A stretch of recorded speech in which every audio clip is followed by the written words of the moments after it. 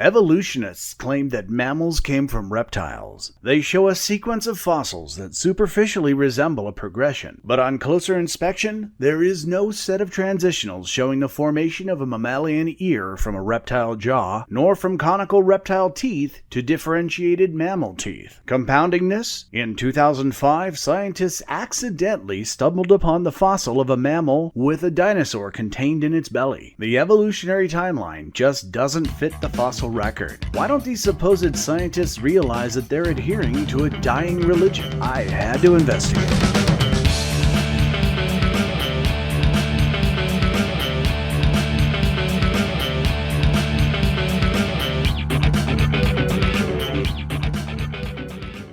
Even before Darwin published On the Origin of Species, biologists had already hypothesized that mammals and reptiles shared a common ancestor at some point, partially due to the taxonomy first devised by Carroll Linnaeus while pursuing the biblical kinds, but also due to embryological evidence. As I addressed in episode 43, Ernst Haeckel published General Morphology in 1866, claiming that each organism goes through its entire evolutionary history during embryonic development. Called recapitulation theory, this was supported by deceptive drawings that were quickly rooted out by his contemporaries and mentors. Not only were the drawings fudged, but recapitulation theory itself violated Carl von Baer's 4 laws of embryology, published 40 years earlier. Baer's laws of embryology are as follows. The general features of a large group of animals appear earlier in development than do the specialized features of a smaller group. Less general characters are developed from the more general until finally the most specialized appear. The embryo of a given species, instead of passing through the adult stages of lower animals, departs more and more from them. Therefore, the early embryo of a higher animal is never like a lower animal, but only like its early embryo.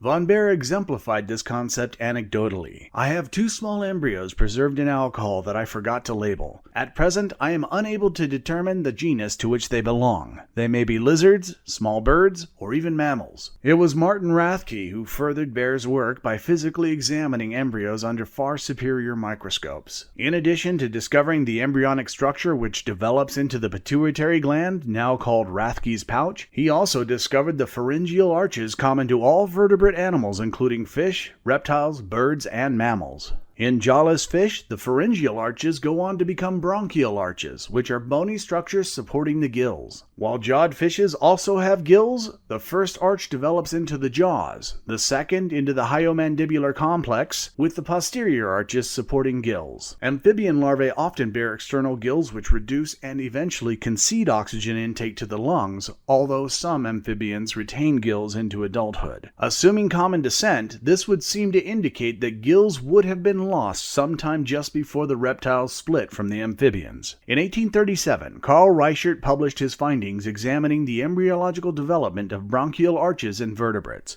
In reptiles, the first arch develops into the jaw, with the posterior portion of this cartilage forming the quadrate bone of the upper jaw and the articular bone of the lower jaw. These bones connect to each other and are responsible for articulation in the upper and lower jaws. Using pig embryos, Reisz was the first to observe that in mammals, this articulation occurs at the dentary and squamosal bones, thereby leaving the quadrate bone to form the mammalian middle ear and malleus. Reisz observed this transition in action, showing that the middle ear bones of the mammal are homologous to the posterior lower jaw of the reptile and to the gill arches of agnathan fishes. In modern times, embryonic development of a single organism can be monitored simply by incorporating a fluorescent or radioactive dye into the specimen that is incorporated into the DNA of the cells as they're developing. Every observation so far using these techniques has confirmed this homology. This leads to a very obvious hypothesis. If common descent were true, intermediate examples of the transition from reptilian jaw to the mammalian jaw and ear bones should be found in strata younger than the first observed reptiles in the Carboniferous, about 320 million years ago, yet older than the first observed mammals in the Jurassic, about 200 million years ago. In 1895, Harry Seeley identified Thrinaxodon, Cygnagnathus, and Diademodon, which were all found in Triassic strata from approximately 250 million years ago, right in the middle of the range predicted. All 3 possessed an eardrum which had developed right near the jaw hinge. These animals could still hear ground-based sounds like a reptile, but could also hear airborne sound transmitted through the eardrum to the articular and quadrate and onto the cochlea. This would still be a reptilian ear, but the presence of an eardrum was certainly mammalian. In 1913, David Watson identified identified Pachygenilus in Jurassic strata from approximately 210 million years ago. This animal still has a reptilian jaw joint, but the postdentary bones were further reduced to a tiny rod of bones in the jaw near the middle ear. This was followed in 1941 by the discovery of Eosostrodon by Francis Parrington and Morganeucodon by Walter Kuhn in 1949, both within 205 million year old strata. These animals retained only a tiny remnant of the reptilian jaw joint. Besides demonstrating the incremental development of the ear, all of these specimens have a very obvious feature shared by all mammals living today, which is the presence of a temporal fenestra, an opening in the skull behind the eyes. This adds a new location for jaw muscles to develop and results in a lighter yet still sturdy head. This feature is not shared by reptiles, so if mammals evolved from them, there must be ancestors which demonstrate the incremental development of the fenestra, and again, it must be present in strata younger than 320 million years, yet older than Thrinaxodon, Synagnathes, and Diademodon at 250 million. This find had already been made in 1875 by Edward Cope when he identified Clepsydrops, an Ophiocodontidid in strata approximately 310 million years old. This creature displayed very small temporal fenestra, but there is another find that not only confirms this prediction, but also gave new insight into mammal evolution. In 1984, Robert Carroll identified Protoclepsydrops in strata from 318 million years ago. This, the earliest known synapsid, had very little temporal fenestra with all surrounding bones intact. It also showed something common to all reptiles at the time, which was amphibian-type vertebrae with tiny neural processes.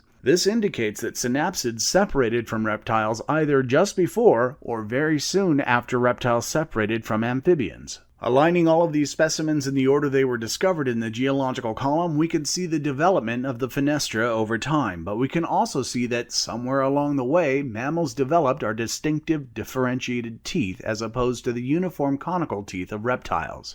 Neither Protoclepsydrops nor Clepsydrops have them, but by the time we come to Thrinaxodon, we can see very distinct types of teeth.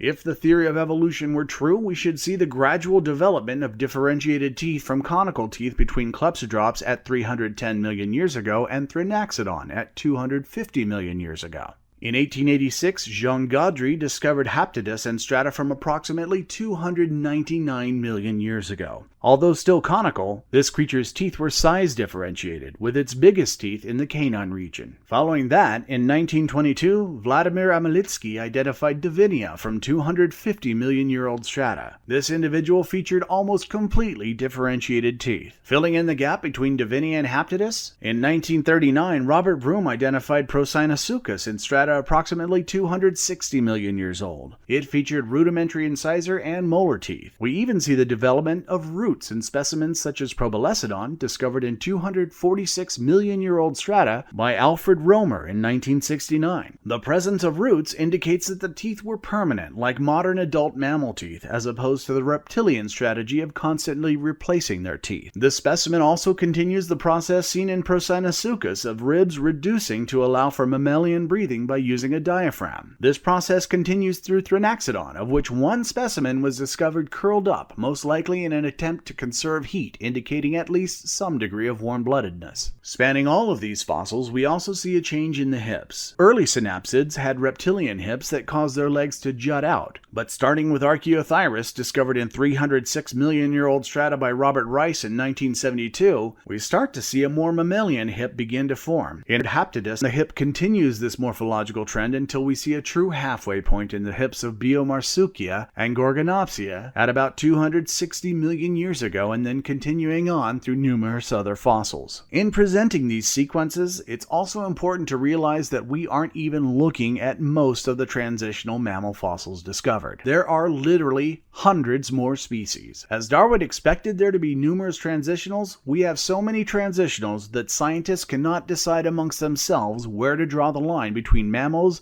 and their reptile-like ancestors. For every potential ancestor of animals, there are also several other fossil specimens remains of related species like Dimetrodon. Although often associated with dinosaurs, due to its temporal fenestra, we know it's a synapsid. It's probably not a direct ancestor of mammals, but it's far more closely related to us than to dinosaurs. Having been found in 295-million-year-old strata, Dimetrodon predates the dinosaurs by tens of millions of years. This is why it should not have been a shock in 2005 when a team led by Yaoming Hu and Jin Meng discovered the fossilized remains of a mammal called Repenomamus robustus. Found in 130-million-year-old strata, the specimens still contain the contents of its final meal, a dinosaur identified as Psittacosaurus. When Darwin wrote Origin of Species, transitional fossils were quite rare. In over 150 years since, however, there is an embarrassment of riches, especially in the mammalian line. Before the dinosaurs, the synapsid ancestors of mammals dominated every continent on Earth. As with other transitional lines, we may never be absolutely certain which species are ancestral to which, but the fact that we've discovered them in the very locations we have is a direct result of testing the predictions made by the theory of universal common descent. And they are another example of how creationism taught me